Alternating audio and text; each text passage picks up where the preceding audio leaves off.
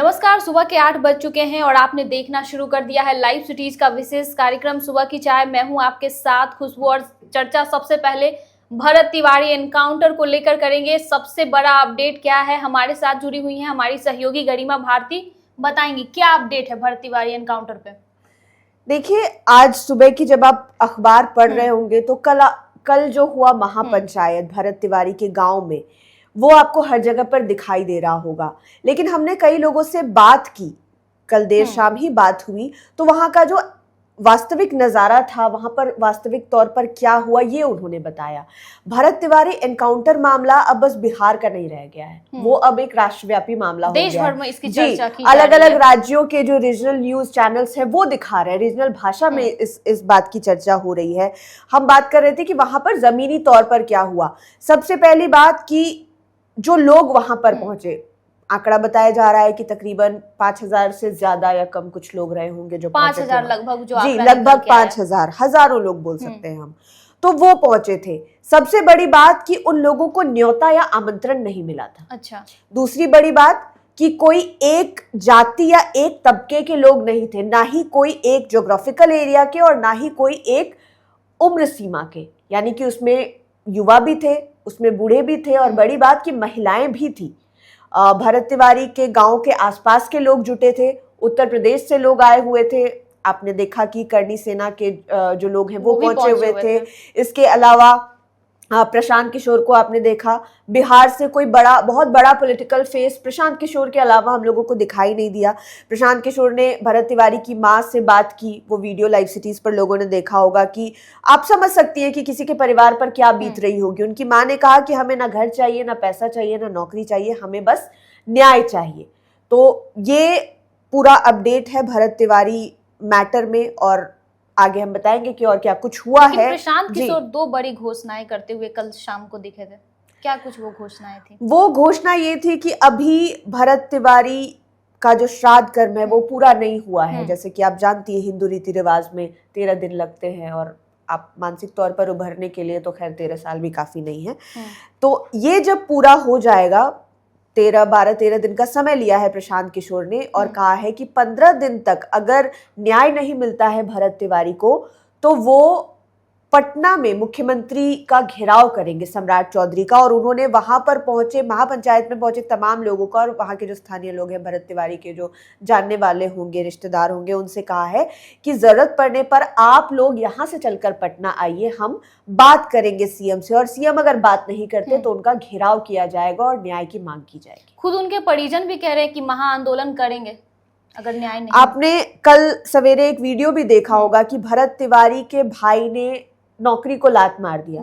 उन्होंने कहा कि अब हम इस लड़ाई को पूरी तरह से लड़ेंगे जब तक हमारे भाई को न्याय नहीं मिल जाता है। उन्होंने शहीद का दर्जा देने की भी बात कही, और आपने तस्वीरें भी देखी होगी कि गांव का नाम बदलने की बात कही जा रही है। इसके अलावा अलग अलग तरह बोर्ड लगे हुए हैं। युवा ये खास करके ये पहल कर रहे हैं कि उसको भरत तिवारी को शहीद का दर्जा दिया जाए। तो ये तमाम तरीके की जो मांग है वो उठ रही है भरत तिवारी केस में, और अब ये जो है जन आंदोलन बन गया, क्योंकि मैंने आपको बताया कि कोई एक तरीके के लोग इसमें नहीं है, हर उम्र के लोग हैं, हर वर्ग के लोग हैं, हर जाति के लोग हैं।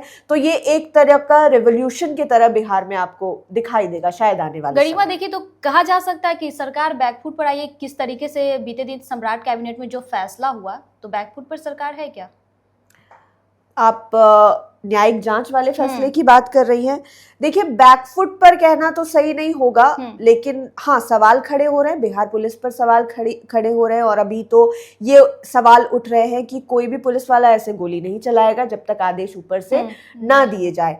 तो हाँ, जनता का, आम लोगों का, जो लोग भरत तिवारी के लिए न्याय मांग रहे हैं, उनका प्रेशर साफ तौर पर बिहार की सरकार पर है। और जुडिशियल इंक्वायरी की बात जो है वो इस वजह से की गई ताकि लोग शायद थोड़े शांत हो जाए और लोगों को ये दिलासा मिले कि बिहार की जो सरकार है वो भी न्याय के पक्ष में है और वो चाहती है कि न्याय जो है वो निष्पक्ष तरीके से हो। तो चलिए चर्चा आगे करेंगे। पटना कोचिंग विवाद को लेकर आज खान सर के लिए काफी अहम दिन होने वाला है, क्या कुछ होगा आज कोर्ट में गरिमा?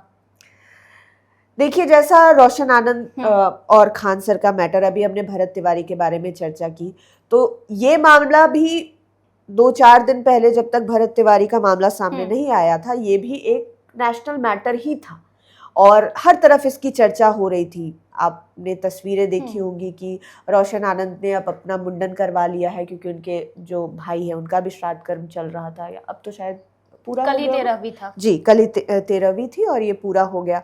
और आज का जो दिन है वो खान सर और रोशन आनंद दोनों के लिए बहुत महत्वपूर्ण है, क्योंकि एक के मामले में सुनवाई होगी तो दूसरा आस लगाए बैठा होगा कि उनको न्याय मिलेगा या नहीं मिलेगा।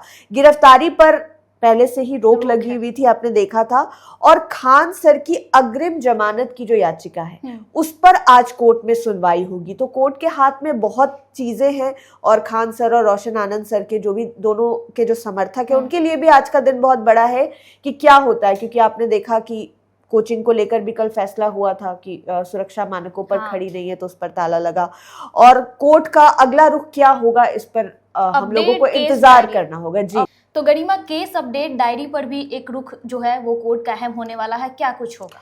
देखिए, कोर्ट ने पुलिस से केस डायरी का जो है वो अपडेट मांगा था, जिसमें पुलिस ने ये बताया था कि बात हो रही थी कि आत्मरक्षा में बॉडीगार्ड्स ने जो गोलियां चलाई थी, लेकिन पुलिस ने कहा कि ये आत्मरक्षा में गोली नहीं चलाई गई थी। ये एक तरीके से आप कह सकते हैं कि वर्चस्व दिखाने के लिए या इस तरह की चीजें दिखाने के लिए गोली चलाई गई थी। आज इस पर भी पुलिस को अपडेट देना होगा और ये नया अपडेट क्या होता है केस डायरी में हमको इंतजार करना पड़ेगा, क्योंकि अभी सुबह ही हुई है और हम लगातार खबरों से अपडेट करते रहेंगे कि क्या होता है। तो आज खान सर के लिए भी बहुत अहम दिन होने वाला है। चर्चा को आगे बढ़ाएंगे। बिहार में शुरू होने वाला है बसेरा 3 अभियान। बसेरा 3 है क्या, आप लोगों को समझाएं गरिमा। देखिए, जमीन से जुड़ा विवाद बिहार में कोई नया नहीं है, और जो लोग खास महल के बारे में समझते होंगे या फिर खास महल के विवाद को समझते होंगे, पटना के अधिकांश इलाकों को खास महल का इलाका कहा जाता है, जहां पर आप जमीन बहुत आसानी से खरीद नहीं सकते क्योंकि ये गवर्नमेंट के अधीन ही होता है। अब ऐसी खास महल के अंतर्गत आने वाली जमीनें जो लोगों ने खरीद ली है उनका डॉक्यूमेंट आपके पास है, लेकिन जो स्वामित्व होता है, मतलब आपका पूर्ण अधिकार उस जमीन पर नहीं है।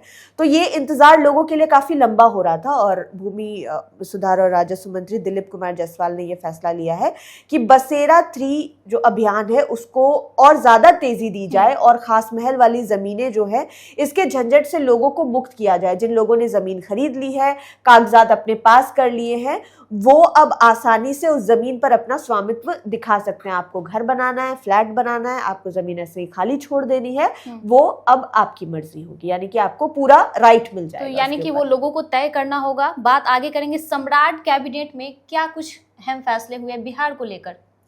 देखिए, बिहार को लेकर हर बुधवार को सम्राट कैबिनेट की मीटिंग होती है, बिहार कैबिनेट की मीटिंग होती है।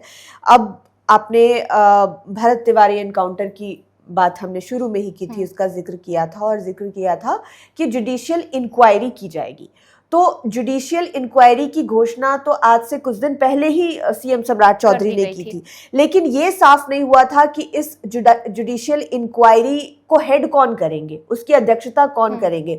हाई कोर्ट के एक रिटायर्ड जज होंगे ये कहा गया था, लेकिन आज कैबिनेट के मीटिंग के बाद सम्राट चौधरी ने इस बात की भी घोषणा कर दी। विनोद कुमार सिन्हा हाई कोर्ट के रिटायर्ड जज हैं, वो इस जुडिशियल इंक्वायरी की जो पूरी अध्यक्षता है वो करेंगे, उनकी देखरेख में ये अध्यक्षता होगी। लेकिन आपको हमने अपने दर्शकों को बार बार बताया है और एक बार फिर से बता देते हैं कि अगर कोई हाई कोर्ट का रिटायर्ड जज कोई जुडिशियल इंक्वायरी को हेड करता है तो उस इंक्वायरी में लिए गए फैसलों को फैसला नहीं माना जा सकेगा। वो एक एडवाइस होगी और उस एडवाइस के अंतर्गत फिर पुलिस जांच करेगी और फिर कोर्ट में मामला जाएगा। ये इतना लंबा है, तो आप ये मत समझिए कि जुडिशियल इंक्वायरी होने वाली है तो मामला यहीं पर खत्म हो जाएगा, क्योंकि ये हाई कोर्ट के रिटायर्ड जज कर रहे हैं, वो अभी वर्किंग नहीं है, तो ये लंबा प्रोसेस जाने वाला है। हालांकि चलिए, अच्छी बात है कि अब इंक्वायरी होगी, देखा जाएगा कि क्या कुछ हो रहा है।